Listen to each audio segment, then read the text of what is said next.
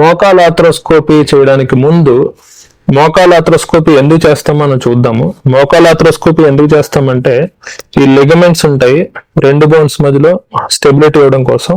So వీటి stability లేకపోతే మనకు దగ్గరకు వచ్చే మనిషికి లేదా పేషెంట్కి నడుస్తున్నప్పుడు కానీ, క్రికెట్ ఆడుతున్నప్పుడు కానీ, లేదా పరిగెడుతున్నప్పుడు, ఫుట్బాల్ ఆడుతున్నప్పుడు కానీ ఈ రెండు జాయింట్ల మధ్యలో ఒక చిన్న ఇన్స్టెబిలిటీ అని వస్తుంది. అంటే ఒక లూజ్ గా ఉన్నట్టు ఒక కాలు ఇంకొక బోన్ తగులుతున్నట్టు కానీ ఫీలింగ్ వస్తుంది అన్నమాట.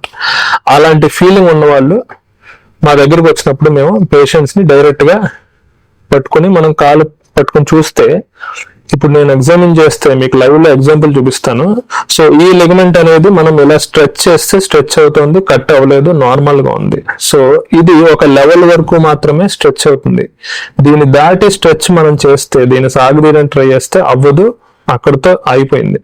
సో దీని ద్వారా కొంతవరకు మూవ్మెంట్ సాధ్యం, కానీ దాని తర్వాత మూవ్మెంట్ సాధ్యం కాదు. సో ఈ లిగమెంట్ వల్ల ఈ జాయింట్ కి ఈ సైడ్ స్టెబిలిటీ వచ్చింది.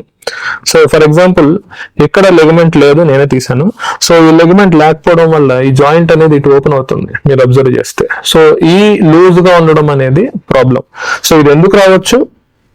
ఏదో ఒక ఇంజరీ, కాలు ట్విస్ట్ అవ్వడం కావచ్చు, బాత్రూమ్ లో పడడం కావచ్చు, ఏదో గేమ్స్ ఆడడం ఉన్నప్పుడు కాలు ట్విస్ట్ అవ్వడం అవచ్చు, లేదా బ్యాడ్మింటన్ ఆడినప్పుడు, క్రికెట్ ఆడినప్పుడు, ఏదో ఇంజరీ జరిగినప్పుడు ఈ లిగమెంట్ అనేది టేర్ అవుతుంది, కట్ అవుతుంది.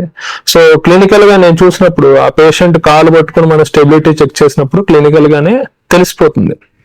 మరి బియాండ్ ఏం చేయాలి ఇది తెలుసుకోవాలి అంటే, ఎక్స్రే తీస్తే ఈ లిగమెంట్స్ ఏవి మనకి కనిపించవు. సో ఎక్స్రే తీయడం వల్ల మనకి ఈ లిగమెంట్ టేర్ ఉందా లేదా కార్టిలేజ్ పోయిందా అనేది మనం చెప్పలేం.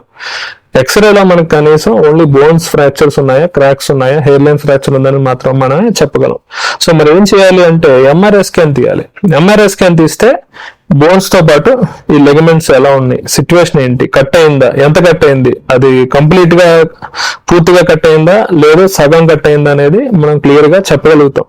సో మోకాలు కీహోల్ సర్జరీ చేసే ముందు ఎంఆర్ఐ స్కాన్ చేయించుకుంటే లిగమెంట్స్, లోపల ఉన్న కార్టిలేజ్, ఆ తర్వాత కుషన్, మెనిస్కస్ అని చెప్తాం, వీటి స్టేటస్ కట్ అయిందా లేదా, స్ప్రెయిన్ అయిందా, పార్షియల్ టైర్ అయిందా అంటే సగం టైర్ అయిందా అనేది క్లియర్ గా ఎస్టాబ్లిష్ చేయగలుగుతాం. దాన్ని బట్టి మనం ట్రీట్మెంట్ కూడా డిసైడ్ చేయొచ్చు.